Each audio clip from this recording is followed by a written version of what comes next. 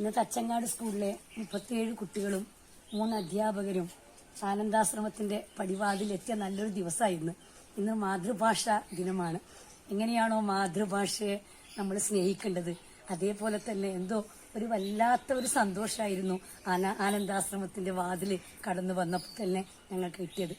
ഇവിടെ അതിനുശേഷം ഞങ്ങളുടെ കുട്ടികൾ വളരെ സന്തോഷത്തിലായിരുന്നു. അവരുടെ ക്ലാസ് കൈകാര്യം ചെയ്യുന്ന 3 പേരും ഒന്നിനൊന്ന് മെച്ചായിരുന്നു. കുട്ടികൾ എങ്ങനെയായിരിക്കണം ഒരു കുട്ടിയായി വളരേണ്ടത്, ഇന്ന് നമ്മുടെ മൂല്യച്യുതി സംഭവിച്ചുകൊണ്ടിരിക്കുന്ന ഈ ഒരു കാലത്ത് നമ്മൾ എങ്ങനെ മൂല്യങ്ങൾ വളർത്തിയെടുക്കണം എന്ന നല്ലൊരു ക്ലാസ് ശ്രുതി ടീച്ചറായാലും രുക്മിണി ടീച്ചറായാലും ശ്രീധരൻ സാറായാലും കുട്ടികൾക്ക് കൊടുത്തു.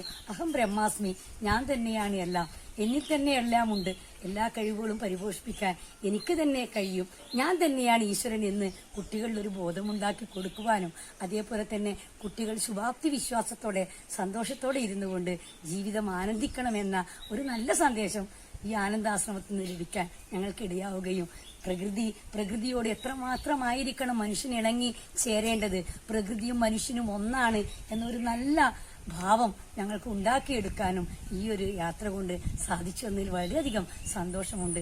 എല്ലാവരോടും സ്നേഹത്തിന്റെ ഭാഷ ഇങ്ങനൊരു നല്ല ദിവസം തന്നതിന് നന്ദി, കടപ്പാട്.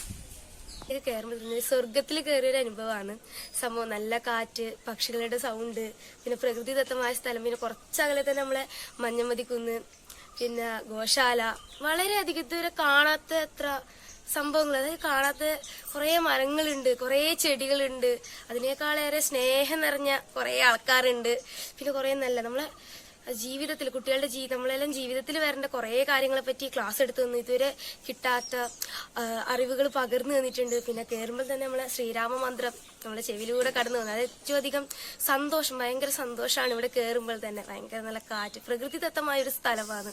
അതുകൊണ്ട് തന്നെ വളരെയധികം ഇഷ്ടപ്പെട്ടിട്ടുണ്ട്. ഇനിയും വരണം എന്നുള്ള ആഗ്രഹമുണ്ട്. അപ്പൊ എല്ലാവർക്കും വളരെയധികം സന്തോഷമായതാണ്. അത്രയുള്ളൂ. എന്റെ പേര് നിവേദ്യ ബി. ഞാൻ വരുന്നത് തച്ചങ്ങാട് സ്കൂളിൽ നിന്നാണ്. തച്ചങ്ങാട് സ്കൂളിൽ 8ാം ക്ലാസ് വിദ്യാർത്ഥിനിയാണ് ഞാനിവിടെ ആദ്യമായിട്ടാണ് നിന്ന് വരുന്നത്. പക്ഷെ ഇവിടെ വന്നപ്പോൾ തന്നെ ഭയങ്കര സന്തോഷമാണ്. ഭയങ്കര പ്രകൃതിദത്തമായ സ്ഥലമാണ്. ഇത്തോളം കാണാത്ത തരത്തിലുള്ള മരങ്ങള്, പൂക്കള്, ഭയങ്കര ഒരു ഇതാണ്. പിന്നെ കുറെ ക്ലാസ് കിട്ടി. ഇത്രോളം അറിയാത്ത അറിവുകളാണ് നമുക്ക് ഇവിടെ നിന്ന് നേടിത്തരുന്നത്. അതുകൂടാതെ തന്നെ ഇവിടെ ഭയങ്കര പക്ഷികളാണ്. പക്ഷികളെ സൗണ്ട് കേൾക്കുമ്പോൾ ഭയങ്കര സന്തോഷമാണ്. ഇവിടെ ഒരു ദിവസം നിൽക്കണം എന്നുള്ള ഒരു ആഗ്രഹം കൂടിയുണ്ട്. നല്ലൊരു പ്രകൃതി ഭംഗിയായിട്ടുള്ള ഒരു ക്ലാസ്സാണ്. ക്ലാസ് കിട്ടി, പിന്നെ നല്ലൊരു സ്ഥലം, മോശമായിട്ടൊന്നും പറയാനില്ല. നല്ല ക്ലാസ്, നല്ല പ്രകൃതിയായിട്ടുള്ള സ്ഥലം, പിന്നെ അത്ര എനിക്കറിയാം.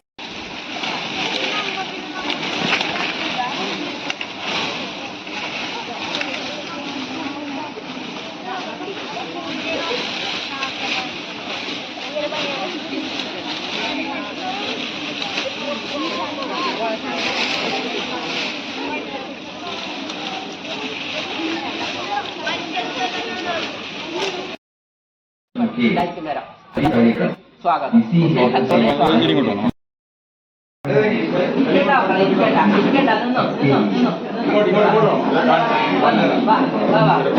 ഇതെല്ലാം നമുക്കൊന്ന് കാണാം. രാമദാസ് സ്വാമി ഇതാണ് ഈ ആനന്ദാശ്രമം സ്ഥാപിച്ചത്. ആ സമയത്ത് വന്നൊരു മാതാജിയാണ് ഇത്. ഏറെ കുട്ടികളോ ഏറെ സ്നേഹമുണ്ടാവായി അന്നത്തെ കാലത്ത്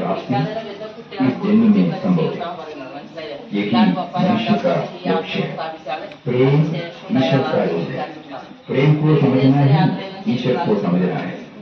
ईश्वर सर्वव्यापी है और सबके हृदय में बसे हुए हैं। अगर हम सभी से प्रेम करें तो हम ईश्वर से जुड़ जाएंगे। इस प्रेम में भेदभाव और परायापन नहीं, वही प्रेम है। अध्यात्म जीवन हमें ये सच को समझाने में मदद करता है। जब हम विश्व के सभी अंश ഫോട്ടോയ്ക്ക് എല്ലാവരും ഒന്ന് നിൽക്കാം. ഞാൻ പറയുന്ന ഒന്ന് ശ്രദ്ധിക്കാം.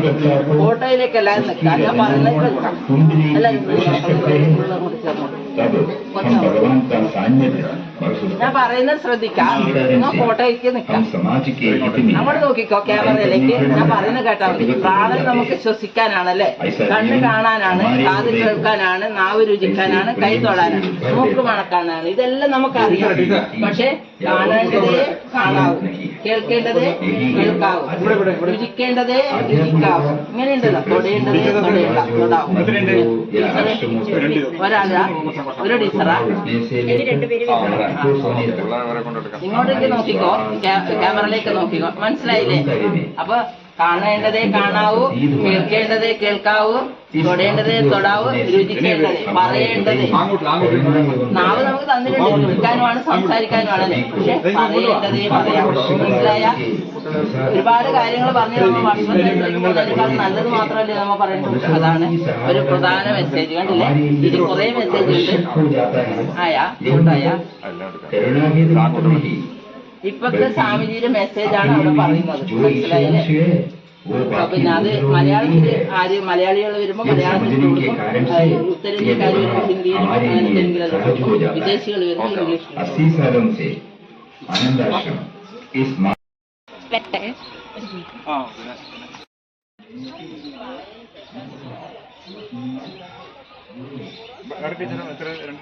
അപ്പൊ അവർ രണ്ടുപേരും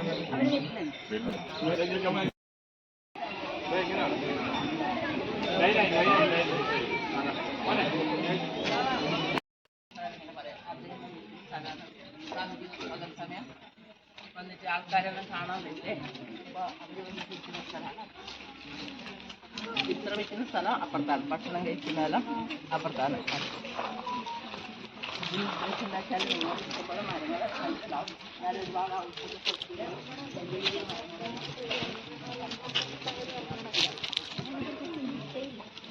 പറഞ്ഞിട്ടുണ്ടാവും.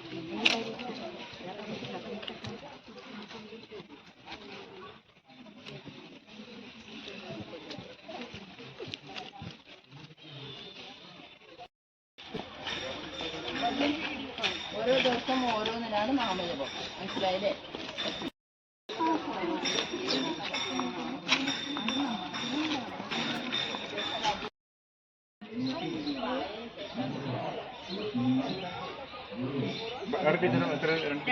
അപ്പൊ അവർ രണ്ടുപേരും ഒരേ ടൈം ഞാൻ പറയും. നിങ്ങൾ അത് ഓർമ്മ വെച്ചിട്ട് അതിൽ പഠിക്കാനായിട്ട് എന്തുണ്ട് അത് പറയണം. അപ്പൊ ശ്രദ്ധിച്ചിട്ട് കേൾക്കണം. ഓക്കെ? സാക്കി പറഞ്ഞിട്ട് ഒരു ജപ്പാനിൽ ഒരു കുട്ടി ഉണ്ട്, പെൺകുട്ടി, ചെറിയ പെൺകുട്ടി സാക്കി. അവള് എപ്പോഴും മാഗസിനിലെല്ലാം വായിക്കുന്നത് അമേരിക്ക വലിയ നല്ല നാട് അങ്ങനെ വായിക്കുന്നു. അപ്പോൾ അവള് നല്ലതായിട്ട് പഠിക്കുന്നു, അമേരിക്കക്ക് പോകണം പറഞ്ഞിട്ട് നല്ലതായിട്ട് പഠിക്കുന്നു. അപ്പോൾ സ്കോളർഷിപ്പ് എല്ലാം കിട്ടും, അമേരിക്കക്ക് പോകും. ഓക്കെ? അവിടെ പോയാൽ ആരും അവളടുത്ത് ജാസ്തി സംസാരിക്കില്ല.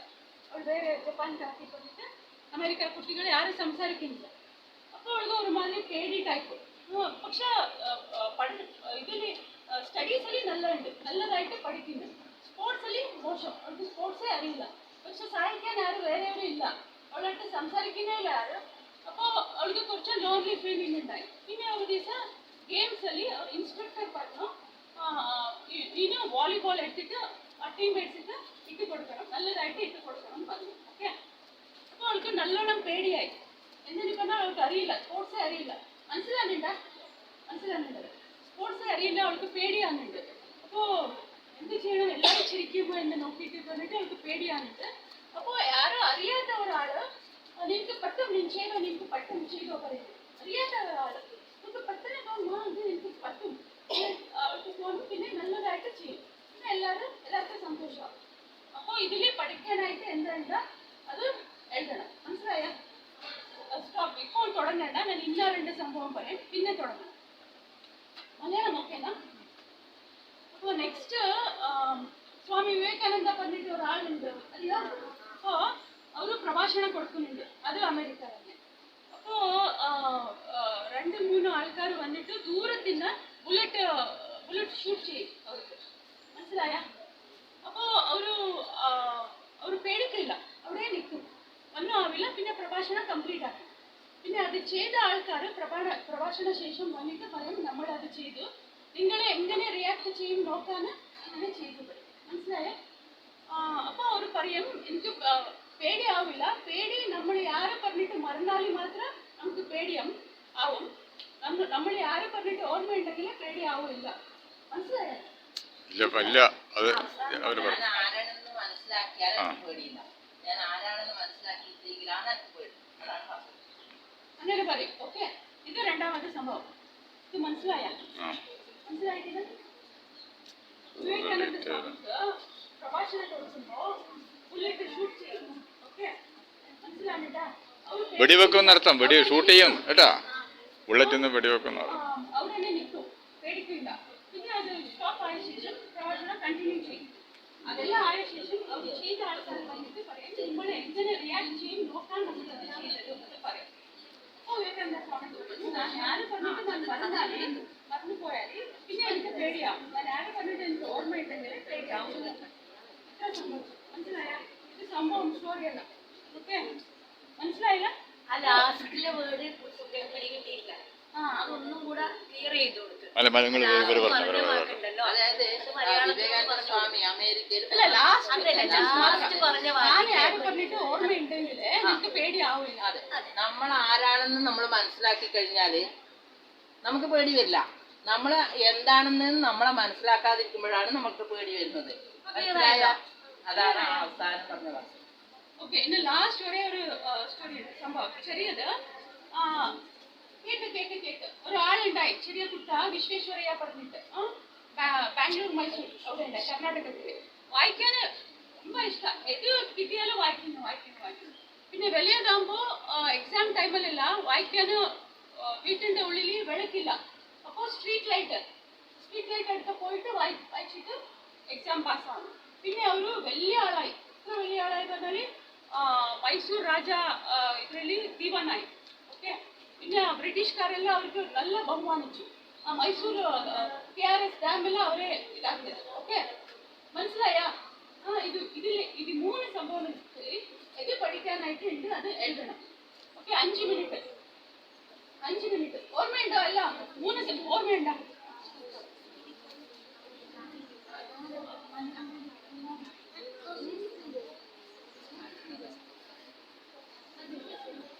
സാക്കി ആദ്യത്തെ സാക്കി വോളിബോൾ വിവേകാനന്ദ, പിന്നെ വിശ്വേശ്വരയ്യ. സാക്കി വിവേകാനന്ദ വിശ്വേശ്വരയ്യ.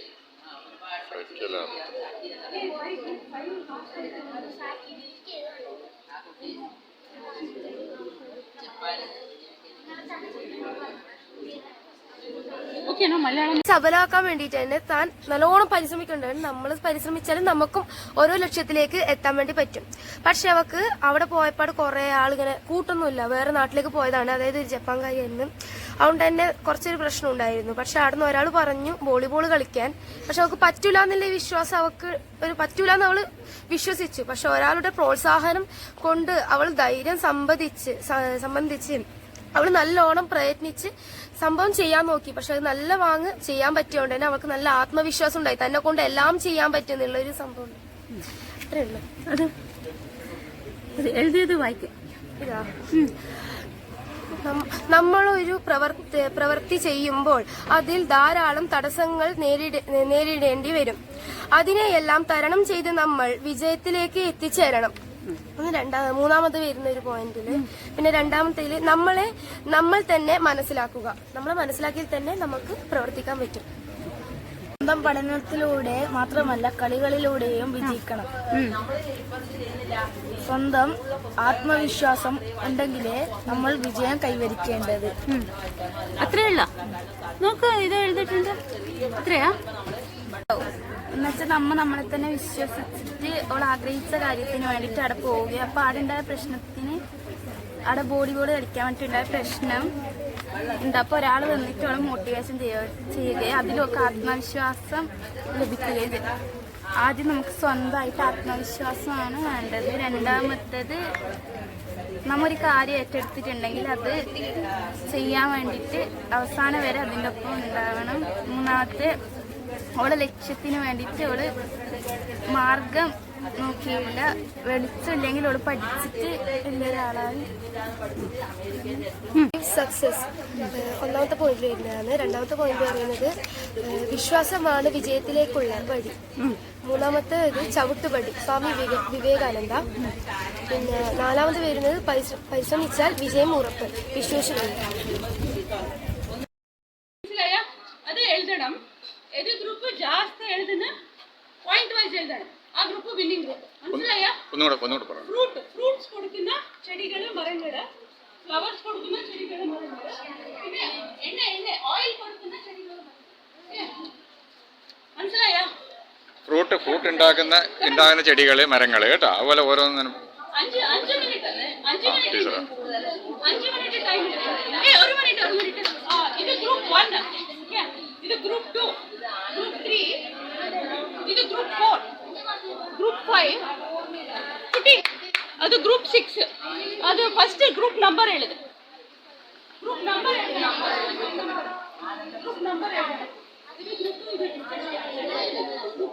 ഇത് നിങ്ങൾ ഗ്രൂപ്പ് 1, ഫസ്റ്റ് ഗ്രൂപ്പ് 1 എഴുത്. ഗ്രൂപ്പ് 1.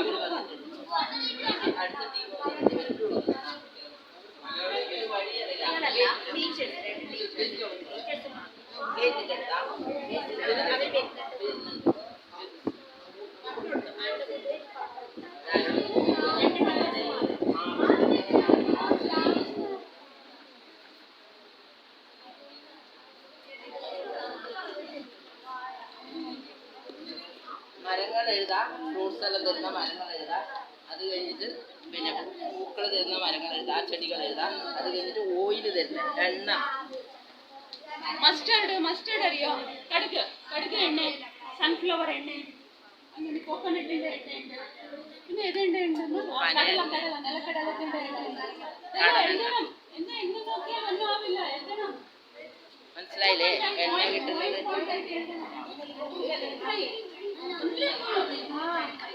ഓരോ സ്റ്റാൻഡേർഡിൽ ഉണ്ടാവും.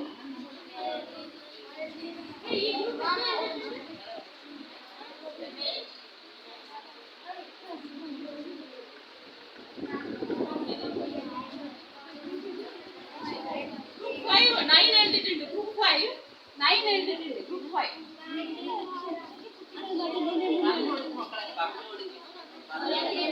എല്ലാവരും പറഞ്ഞ് സഹായിക്കണം. എല്ലാവരും ചിന്തിക്കാം ഓരോ ആൾക്കും.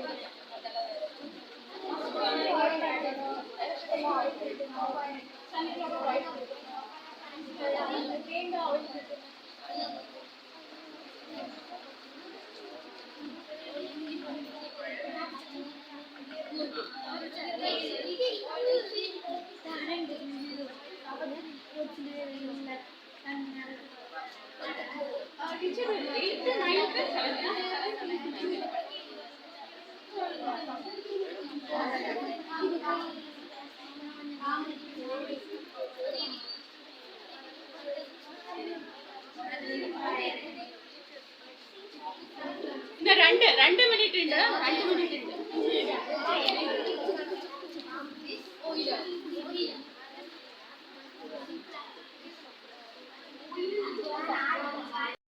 Good morning, good afternoon, good evening, good night എന്നൊക്കെ മാറി പറയേണ്ടത്. അപ്പോൾ ഇതിനാണ്. അപ്പോൾ അത് സമയത്തിനനുസരിച്ച് സമയവും ബഹുമാനവും തമ്മിൽ ബന്ധമുണ്ടെന്ന് ഇപ്പോൾ നമുക്കറിയില്ല. അന്വേഷിച്ച് ചോദിക്കാമല്ലേ? ചോദിക്കുമോ? അപ്പോൾ സമയം ഏതിനെ അടിസ്ഥാനപ്പെടുത്തിയിട്ടാണ്? ക്ലോക്കിനെ അല്ലേ? ഗുഡ്, ക്ലോക്കിനാണ്. പക്ഷെ ക്ലോക്കിന് ഏതോ ഒന്നിനെ ബേസ് ചെയ്തിട്ടല്ലേ? പെട്ടെന്ന് ഉത്തരം പറയാം. വളരെ നിസ്സാരമായ ചോദ്യങ്ങളാണ് ചോദിക്കുന്നത്. അതിങ്ങനെ സ്വർണ്ണ പറയണ്ട. സാധാരണ നമ്മുടെ ജീവിതത്തിൽ പറയുന്നത് പരീക്ഷ, ടി പൊസിഷൻ ഇതൊന്നുമില്ല. ചോദ്യങ്ങൾ ചോദിച്ചു അപ്പൊ സമയം ഏതിനെ അടിസ്ഥാനപ്പെടുത്തുകയാണ് നമ്മൾ? ഭൂമിയുടെ പരിക്രമണം. കുറച്ചും കൂടി വ്യക്തമായിട്ട് പറയാമോ? ഏതിനെ അടിസ്ഥാനപ്പെടുത്തുക? സൂര്യൻ. കയ്യേറ്റ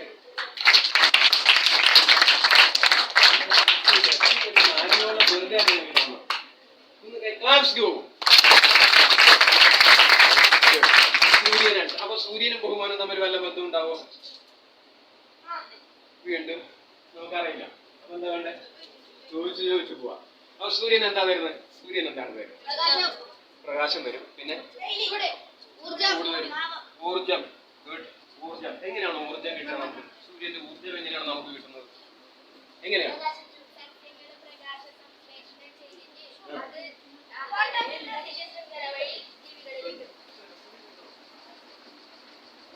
സസ്യങ്ങൾ പ്രകാശ സംശ്ലേഷണം.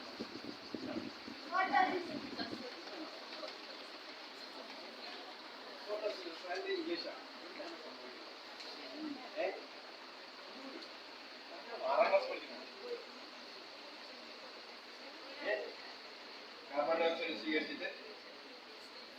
ഓക്സിജൻ പുറത്തു വിടുന്നു. പിന്നെ പ്ലാന്റ്സിന് സംഭവിക്കുന്നു.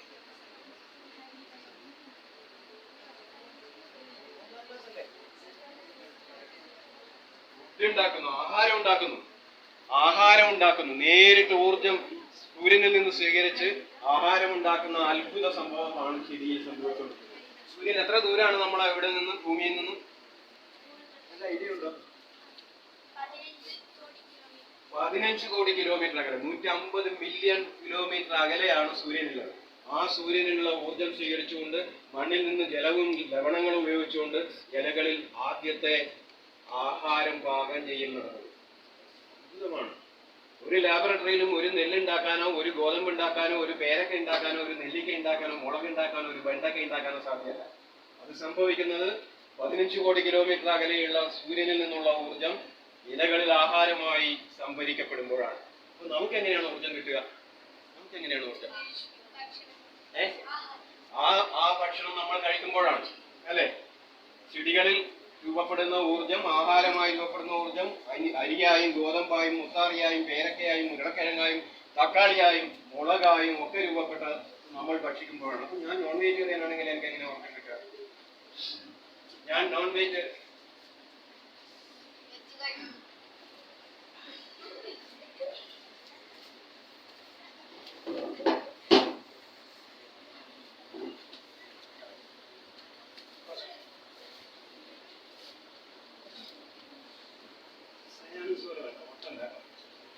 അപ്പൊ എങ്ങനെയാണ് നമുക്ക് ഊർജം കിട്ടുക? ഞാൻ നോൺ വെജിറ്റേറിയൻ ആണെങ്കിൽ എനിക്ക് എങ്ങനെ ഊർജം കിട്ടുക? ചിക്കൻ. അപ്പൊ എങ്ങനെയാണ് ഊർജം? എനിക്ക് എങ്ങനെ കിട്ടും? ഇലയിലാണ് ഭക്ഷണം പാകം ചെയ്യപ്പെടുന്നത്, ചെടികളിലാണ്. നമ്മൾ കഴിക്കുന്ന ആ മൃഗം അല്ലെങ്കിൽ പക്ഷി ധാന്യങ്ങളോ അത് കഴിക്കുന്ന, അങ്ങനെയാണ് ഊർജം കിട്ടുന്നത്. അപ്പോൾ ഞാൻ നിങ്ങളോട് സംസാരിക്കുന്നതും എന്റെ കണ്ണനങ്ങുന്നതും കൈയനങ്ങുന്നതും നിങ്ങൾക്ക് എന്നെ കാണാനാവുന്നതും സർവ്വചരാചരങ്ങളും ചലിക്കുന്നത് ഏത് ഊർജമാണ്? ഇവിടെ നിന്നുള്ള ഊർജമാണ്, സൂര്യനിൽ നിന്നുള്ള ഊർജമാണ്. നമ്മളിലൊക്കെ നിറഞ്ഞിരിക്കുന്ന ജീവചൈതന്യം ഏതാണ്? സൂര്യൻ്റെതാണ്. സൂര്യനും ഊർജം നൽകി ഏതോ ഒരു മഹാശക്തി ഉണ്ടാവണം. പക്ഷേ നമ്മൾ സയന്റിഫിക് ടെമ്പറുള്ളവരായതുകൊണ്ട്, നേരിട്ട് കാണുന്നത് വിശ്വസിക്കുന്നവരായതുകൊണ്ട് സൂര്യനിൽ നിന്നുള്ള ഊർജമാണ് നമ്മളിൽ നിന്ന് നമ്മൾ മനസ്സിലാക്കുന്നു. അതുകൊണ്ട് ആ ജീവചൈതന്യമാണ് നമ്മളിലൊക്കെ നിറഞ്ഞിരിക്കുന്നത് എന്നുള്ളത് കൊണ്ടാണ് നമ്മൾ പരസ്പരം ഗുഡ് മോർണിംഗ് പറഞ്ഞുകൊണ്ട് സൂര്യനെ അടിസ്ഥാനപ്പെടുത്തിയിട്ടുള്ള അഭിവാദന പദങ്ങൾ പറയുന്നത്. അത് എൻ്റെ പ്രായത്തെയോ രൂപത്തെയോ അല്ല, നിങ്ങളുടെ പ്രായക്കുറവിനെ അല്ല. നമ്മളിൽ നിറഞ്ഞിരിക്കുന്നത് ഒരേ ജീവശക്തിയാണ്, ഒരേ പ്രാണശക്തിയാണ്, ഒരേ ജീവചൈതന്യമാണ് എന്ന തിരിച്ചറിവാണ് നമ്മൾ പരസ്പരം ബഹുമാനിക്കുന്നത് എന്ന് അറിയാം. മനസ്സിലായോ? അപ്പൊ വെറുതെ